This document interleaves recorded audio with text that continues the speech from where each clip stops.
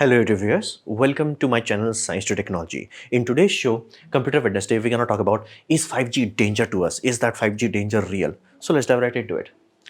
Now, what exactly is this 5G?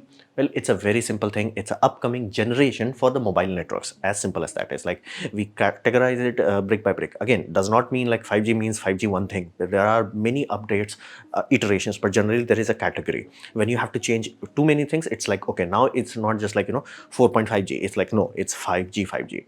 So there is always a period where they're like, no, hardware will work within this period, within this network, within this architecture. Then when you change completely everything from scratch, start fresh, you call it a new generation. So we had 1G, we had 2G, we had 3G, we had 4G, and now we have 5G. So it's nothing, unique. It's just like it keeps happening. And it's going to give us faster speed, obviously, and lower latency. That is a very interesting aspect. They have learned like at this point in time, we have the pipes that are fat enough. We just don't have the latency low enough to use it to the fullest potential. For example, can we do wireless VR? Yes, we have the horsepower to do it in terms of wireless data transmission, but the latency would be so low that it's high, as in, and latency would be so high it won't be viable. So that's the whole thing. And it will have stability, meaning the data packets duplex connection, as in like it would send and receive data at the same time. So all things considered, it's going to be far more rigid. It's like, yeah, I got this, fam. And it should also have much better throughput, meaning how much grand total data can be sent through it should be much higher. Because anytime you build with any sort of encryption, any sort of data transmission, any sort of thing, be it coding, decoding, modules, you always end up with some lost packet. That's why everything dealing with transfer generally has error correction built into it. So this should have much better use of it. For example, if you're transferring 1 gigabyte and it says like it will take 10 minutes, it should take 10 minutes. It should not be like it took 11 minutes. Throughput. Now, does that matter? Well, in many scenarios, no.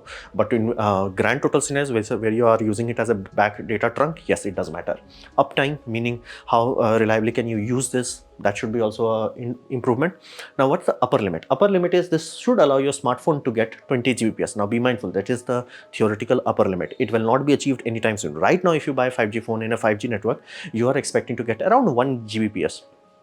Not 20, but you will see over the years 5G refined to such a point. The mobile phone would be better, the mobile tower would be better, and then during this 5G phase, we're gonna at the end of it should hopefully reach that 20 Gbps pipeline. Now, this tech should allow what we call Internet of Things, because right now, if you type smartphones, there are not that many active smartphones.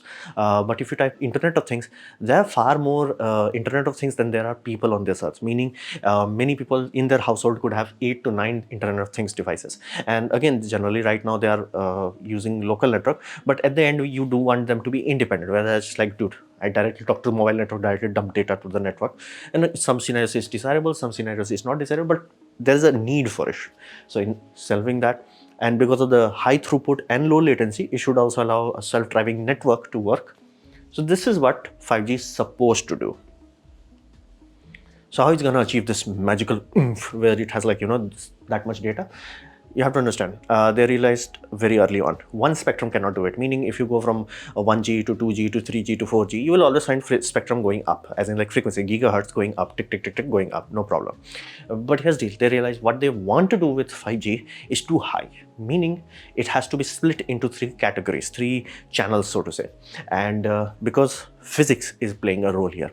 It's not engineering, it's not economics, it's physics. It's like, bruh, you cannot do this. Meaning, speed and range is contradictory, meaning it thinks that allows you the fastest speed will also have the least amount of range. And you have experienced this. If you have Wi-Fi network in your household, and if that router is a dual band router, for example, it has 2.5 gigahertz and 5 gigahertz, you know intuitively you know that if you use 5 gigahertz, it will not go far. You have known this. That's the whole point. That's law of physics. Higher the frequency, the less transmission it has through objects. Meaning, if your human hand is here, 5 gigahertz will lose a lot of energy going through this hand. If it's 2.5 gigahertz, it can just like lol. If it's 1 gigahertz, it's like does not even care. So lower the frequency, higher the penetration, longer the range, but lower the data. But if you increase the data, you compromise those things. Range and penetration goes down. So it has 3 bands: low band, mid band, and high band. Generally is described like this. You have a low band, hopefully you should never use this. It will be lower than 1 gigahertz. Then you have mid band around 5 to 6 gigahertz. Then you have a high band, which is millimeter wave. It goes as high as 24 to 27 gigahertz.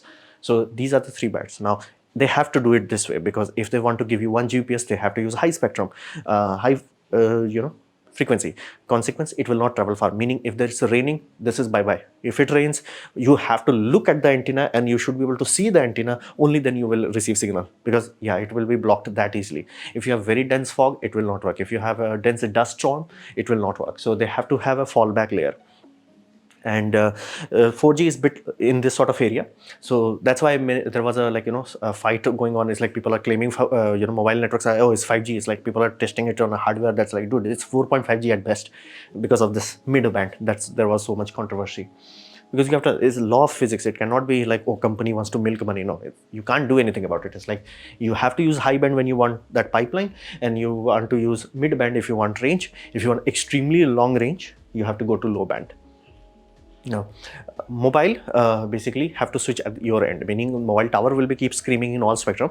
It's just like your mobile receiver have to be like, oh, I think signal strength is low enough, I'm gonna switch to 60 Hz. Of course there will be a handshake, but it will keep switching. So if you had a mobile that has that icon where it's showing high band use or mid band use, you will barely be in high band. Most of the time you will be in mid band. Now, millimeter waves are also used by satellite. That's why new 5G phones have this satellite calling feature, which was my last video. And it's going to utilize phase shift array. Now, phase shift array simply means you're going to have a collection of small antennas. Again, higher the frequency, smaller the antenna. So you could literally have a scenario where you have small antennas, 3 or 4 small 5G antennas, as in like high band antenna, and one large antenna that would be utilized for mid band or 4G. So it has to physically shift. Now, if you have multiple small antennas, each of them are very weak, but if you pulse them properly or phase shift them properly, you can have their wave front going in selected direction, meaning it can see where the mobile tower is. It's like you have your Galaxy Fold here. There are like, I think, 6 antennas in it. It can literally send signal like, hey, antenna is there. Signal will be going here. It won't go here. It won't be omnidirectional. It's like signal, go there. Or you can be like exactly same how Starlink does. Starlink is just like roughly aligns itself, and then it's like satellite tracks it. Phase shift, like it will look like this, phase shifting. So that's why you have to have very good engineering in terms of antenna. So you can literally see cheap phones, even though they're claiming 5G, but will barely give you speed. But a company that puts a lot of R&D into making 5G antennas with good phase shift algorithms will give you much higher performance. Now, all that is awesome. All that is a known technology. Again, Starlink is already a thing. It's already there. That millimeter wave is already used by many airlines as to provide in-flight entertainment. So it's a thing. It works. Now here's the issue with that. That's a little bit of issue. It requires many cell towers to give you the coverage, because if they do not do that, they're flat out trolling you by selling you 4.5G, which is like mid band, and they're just like, because mid band has enough range that they can have few towers and be done with it. But if they have to give you high band, it's actually lower range. Like you can understand like how far 5G travels. 5 gigahertz of your Wi-Fi router travels. Now imagine 24 gigahertz. It does not travel far. It literally has to have every other a street lamp. That's what they are targeting in USA. Every street lamp will on its top will have that millimeter wave antennas. Every street lamp, it has to have it, otherwise it will simply not have the enough oomph, enough range to be useful. And again, many times you will see people in ads, they're like 1 Gbps. In real world, 1 Gbps, you hold your phone a little bit down, your signal is blocked. So you have to have many system in order to, for proper coverage, speed and uptime. So what about this 5G death ray? It's going to end everything, destroy everything.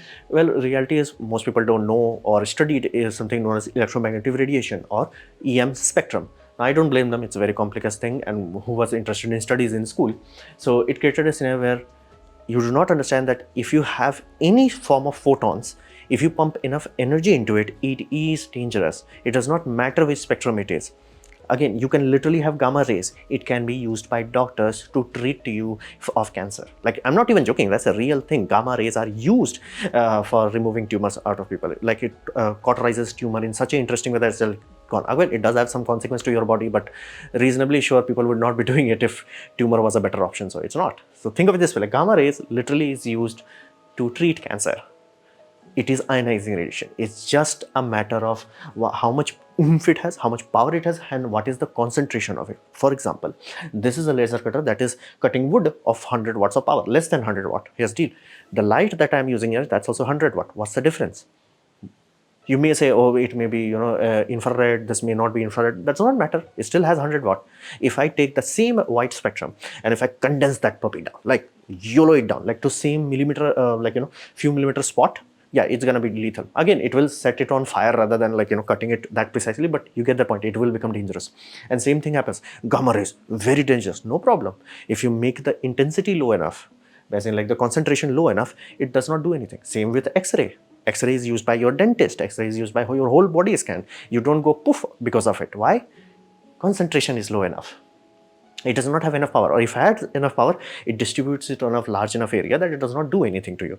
For example, floodlights, they are kilowatts of energy consumption, but here's the kilowatt laser, they are used for metal cutting, as in like 1 inch thick steel, but you don't get poofed out of existence because you crossed a floodlight. Why? Concentration is low. That's the whole thing. At the end of the day, bands don't matter that much. It's just how much oomph it has and what is the concentration. You can destroy things with a extremely low frequency, very low frequency, microwave. Everybody knows microwave. Think of it this way, like microwave is below infrared, which is below visible light, meaning what your eyes are designed to handle, it's below that. And somehow everybody fears this microwave. It's like, bro, it's like, it's not even high frequency enough. It's like it's in gigahertz range. Gigahertz, like terahertz is like, infrared frequency. Then petahertz is for ultraviolet. 300 petahertz is for X-rays. And 30 etahertz is for gamma rays. That's the whole point. Most people don't understand this part inherently. It's like, it's not the photons, it's how much of it is there. Is like, if you go outside, there are gamma rays. Flat out, sun is a nuclear reactor, GG amounts of nuclear reactor. It does have enough gamma rays photons. It's just like concentration is low enough that your body is like, one DNA got corrupted. Fix it. We have a DNA repair mechanism. That's the whole thing. Now, some bands have too much energy. That is true. That's like we created a line where specifically just above visible. That idea is that at this point in time, it has the weird tendency that it can penetrate deep. For example, ultraviolet can go into deep skin tissue and cause severe damage because it's going to dump its energy by stripping electrons out of atoms. It could cause damage that we classify as ionizing radiation. If you get enough exposure to skin cancer. X-ray, again, it flat out goes through you. That's why we use it. And gamma rays will literally go inside you and remove tumors if you know how to use it. So that whole category is very serious. It has to be handled with care. So we classify it as ionizing radiation. Does not mean that you cannot cook someone with infrared. We use infrared to cook. So let that sink in. Like you can have, again, infrared laser. This is one core aspect. It's like how much energy is there and what is the concentration. This thing comes later. Now, ionizing radiation, you should really be careful around this. For example, UV, X-ray and gamma rays. Nobody is using that. Like nobody is even touching visible spectrum. Nobody is touching infrared. We are at microwaves range, like 10 to 30 gigahertz. It's like, why does everybody like freak out about it? And here's the one very real fact. If you had anything that is quote unquote radioactive or radiation, hulululu, this will be your hand. And please, for the love of God and your sanity, do not Google radiation burn. It's very brutal and very cruel. It has happened to people who are dealing with radioactive material. So I guarantee you, if you had a mobile phone that was radioactive, you will know. You will not need to Google Facebook or Instagram. You will know. Your body will tell you, bro, me dead. You will know. And you will die in like a day maximum. So let that sink in. 5G is not that. Just understand this aspect. How much oomph is there and what is the concentration of it. Mobile phone, by their inherent design, is just like blah. And think of it just like, what is the power of the battery? It's like 1 or 2 watts. It's not even 1 2 watt per instant. It's like 1 or 2 watt over an hour. That's why otherwise your mobile phone battery will die instantaneously. So we are at the end of the day, we are talking about fear mongering. And this is not the first time. I'm reasonably sure that majority of you are old enough, as in like around 24 to 30 years old. You will know that this same thing happened with 3G, same thing happened with 4G, same thing was happening with like, this and that. It's like, it's a very common thing. It's very Wi-Fi also. I'm not even joking. That actually happened. Like this is a very old diagram, very old. And you're like, hey, dude, that phone looks like back in the 1G and 2G era. That's the whole point. It was like, it's going to give you central nervous system damage with EEG altered would be there. It will cause other symptoms. They are like that confident about it, that it will have fatigue, burning near ears, headaches, numbness, concentration issues. And then male report. This is the part where people are saying, oh, it will sterilize people. It will have lower sperm mobility, lower viability, and all that jazz, DNA corruption, tumors. Here's the deal. This happened 20 years ago. How the heck we are still here? That's the whole point. It's just fear mongering.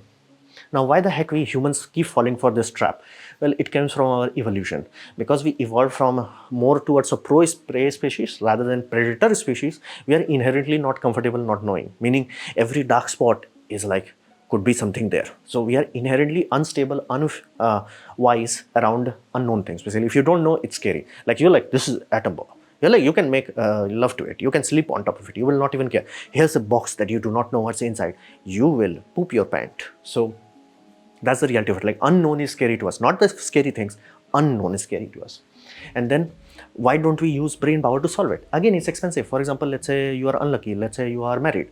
98% of your brain power will be just lost, gone, poof, done. At that point, 2% would be lost by your boss. Poof, gone. What do you have left? You don't have brain power. Most of us don't have enough spare brain power that we are listening to something, we're going to crunch that data. We don't have brain power. Brain power is very expensive. It's very rare. Like rare to as in like expended. And like we majority of the time is expended to keep us alive. So it's not a free resource. Then the worst aspect of it, why the heck people were setting this on fire? It comes from self-righteousness. It's very intoxicating, meaning it's almost like orgasm on top of orgasm. It's a very dangerous thing. Even Mahatma Gandhi warned about it. Like there is always a fear of self-righteousness possessing us. The fear of arrogance to ourselves, superiority that we do not possess. Like, I'm the right, I'm saving people, I'm saving the bird. It's like nobody cares about bird. Okay, let's get it real. Nobody gives a damn about a bird. Unless you are a birdologist dealing with bird. I have provided a video down below. Like a man actually gave a damn about bird. He actually studied things and he has provided good enough data, like collection of data over decades. Then he was like, okay, this is why birds population are getting injured by towers. And his analysis was the towers are the problem, not radio spectrum that's being released. And somebody is like randomly commenting in his videos like 60 gigahertz is like oxygen line. I'm like, if 60 gigahertz is used, it will not penetrate anything. Literally, it will not penetrate anything unless like, mobile tower is consuming gigawatts of power, which is not. So that's the whole point. That's self-righteousness. Like, I'm saving the bird, I'm saving the people. Like people who set mobile towers on fire, they felt good about it. It's like, yes, I'm saving the people. People don't know I'm saving it. It's like, that's very dangerous because people will go to any length at that point in time to save someone. And why I'm so passionate about it, it happened in my locality, meaning the building this year, they were getting a mobile repeater. I would have gotten good service. Everybody was like happy. And again, they would have been cutting some payment out of it. They were not very rich. So they were like, good thing. We will get good mobile coverage. They get some pay. Everybody wins. The people next to it literally created a riot around it. They literally even trying to induct my father into like, this mobile tower is going to give us like so much diseases and cancer and all that. I'm like, I literally had to take my dad in my car and show him all the hospitals that have mobile tower on top of it in order to like this happened. And why they were doing it? Were they getting paid? No, they were doing it self-righteousness. It's like, I'm doing the right thing. And of course, I'm destroying someone in the process. That feels ultra awesome. That's like, yes, this is very dangerous. And that's why it keeps happening. That's why it keeps happening. Again, very old, 20-year-old research. So it's the same thing. You have to understand that self-righteousness is very intoxicating. It's like you think porn addiction, self-righteousness like, bitch, please. Now, fear sells more than truth because, again, truth requires brain power to solve it. And fear is just like direct, instinct reaction, instant. So it works. And every new thing creates this cycle. I'm old enough there. I remember this like 4G thing. Again, this 1G thing. I'm old enough. I know this. So it's at this point in time, it does not even bother me. And I know enough about electromagnetic spectrum. I know that if it is actually dangerous, my body will tell me. If it's actually dangerous, the people working on the mobile towers will go poof instantaneously. And the people developing in the lab will go poof instantaneously. And they will work in hazmat suit with like a lead shielding. They don't. Who works with that? Medical doctors dealing with X-ray. So that's the whole aspect of fear mongering. That's why you keep seeing the cycle again and again and again and again. So what is the truth? Like I showed you the technical side of it, the fear mongering side of it. What's the truth about it? Well, this will be the new hyper e-waste creation, nothing more than that. It will give great promise and will deliver nothing. So this is the same time, great promise and epic under delivery of 2022 edition, nothing more than that. Now, how I can be so sure about that it will not deliver? Well, think of it this way. Most of you have 4G phones. Most of you experience this. Do you can actually say from your like bottom of your heart, no, I think mobile companies are maintaining 4G towers that are like few and far between? They're like, you know what, this mobile tower needs this much power, this much optical links, this much cells, like actual that white box that you see, it needs this much. Does it have it? No, most of the time it does not. So if the companies cannot even bother to, even with giant profit margin, they cannot bother to like make sure the 4G network works the well, because 4G is the best network. 3G is like had the issue where the voice call was completely parallel to data network. 4G was like, okay, everything is data, we just decode the data in terms of like to get voice out of it, video out of it, and it has a long range benefit. Amazing technology. So like again, it learned from mistakes of 3G. So they were like, okay, make a proper network. They did not do that. Like here's the deal, every white box you see will say 500 clients perfect speed. Like 500 is like its capacity, but what happens if like 600 people are there? It will still work. It's designed in such a way that it will allocate its bandwidth. What happens if you put instead of 500 1000, half speed of everyone? But again, there will be some overhead, so it will be like 1/4 speed. What if you put 2000? What's happening right now? That's why everybody, when 4G just started, everybody was getting amazing speed. The moment network got saturated, they're like, okay, why the hell this mobile network is so garbage? That's the reality of it. It's like, how many of you actually know that 4G is supposed to be 100 Mbps? Yeah, that's the speed of 4G on your mobile phone, that the phone that you have right now, 100 Mbps. How many of you actually experience this? Like you pull your phone out, it works at 100 Mbps. Let's be realistic, that's upper maximum. How about 50% of that? 50 Mbps, 4G network just works. Like you just pull your phone out, 50 Mbps, it just works. You don't think too much about it, it just works. That never happened. So somehow companies that cannot give us 50 Mbps reliably 24/7 in most of the places, somehow it's going to give you 500 Mbps or 1 Gbps.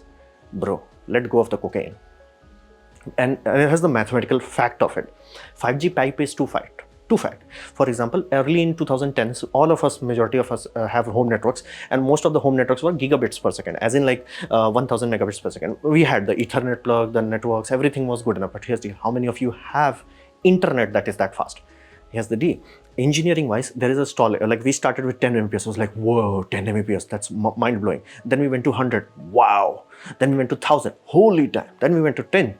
But here's the deal, we did not went above 10 that quickly. Above 10 was like 20, and that when we went to fiber. Then you're like, okay, fiber will go. No, 10 went to 20, 20 went to 40, 40 kind of stuck. And if you type transceivers that can transmit much more than that, they generally require more fibers. You type 100, good luck finding it doing it in single fiber. And that's the reality of it. The data density after a certain point becomes very difficult. So if we had the old progression rate, we should be in like terabits per second. We are not.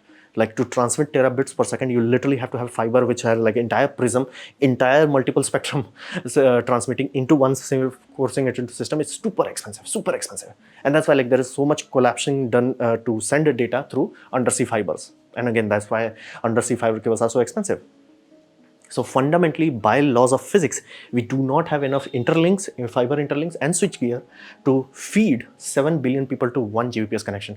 Right now, that's the current number of active smartphones. 1 Gbps connection. Again, 1 Gbps, let's let it go 100 Mbps. We simply can't do that. Simply can't. Just nope. It's like that's the whole thing. And when people will notice this will happen over a few years. It will not happen day one, because again, it will take time. There will be a transition period. So people will be like, dude, and day one, you will be like, damn, this is good. This is good. This is good. Day 300, you're like, not as good as it used to be. Day 600, it's like, bro, why the heck it's not working? Day 800, it's like, does it work? Okay, I sent my message. So now people will get angry at that point. At that point in time, they'll say, when you will ask it, like, why the hell I'm not getting it? It's like, go buy 6G. Is the same cycle has happened enough times that I know at this point in time. It's like ooh, 5G, ooh, 4G. I'm like, I never received 4G, proper 4G. It's like 5G. It's like, and now one of my friend made an interesting joke. It's like, by the time 3G we had 2G speed. By the time we got 4G we had 3G speed. By the time we'll have 5G, at least we'll have 4G speed, which I genuinely doubt, because 4G was really good. Again, if the company actually delivered on it, which they didn't, and somehow you're expecting they're gonna put mobile tower every street pole. Good luck with that. So that's the whole point. Like, look at these sort of people. It's like they're buying the latest iPhone. It's like, bro, do you have so little going on in your life that you have to get a phone right there? It's like, I have nothing else to do just to stand there in a crowd. Like Black Friday sales, every Black Friday, how the heck you can keep falling for the ooh, shiny every time? How the heck this happens? Every time. So it's like nobody's sitting there. It's like, bro, and like if I were running a telecom company, I'll buy all the 4G hardware and just keep adding cells to it. It's like whichever cells is saturated, add cells to it. Done. Everybody's like, dude, we are getting so fast speed. Yeah. You don't even have to buy new phones for that. So truth is, it's just another cycle. Don't think too much about it. Oh, you need it for self-driving car. That's not self-driving. That's centralized driving if it needs that kind of link. Like, think of this, like, do you have 5G in your brain? No, no, but you can still drive, right? That's the whole point. And do you really want a network of self-driving cars that are like, if the central network goes down, is dead? So this was my presentation on 5G network, the danger, the biggest danger it is to your pocket, nothing else. And hopefully you have liked it, learned from it. In that case, please click the like button, share it amongst your friend. That will help me a lot. If you didn't like it, didn't enjoy it, I urge you to press dislike, press it twice to show me extra disappointment. Please leave a comment because I do try to reply to all of them. Subscribe, press the bell icon if you're free. And as always, thanks for watching.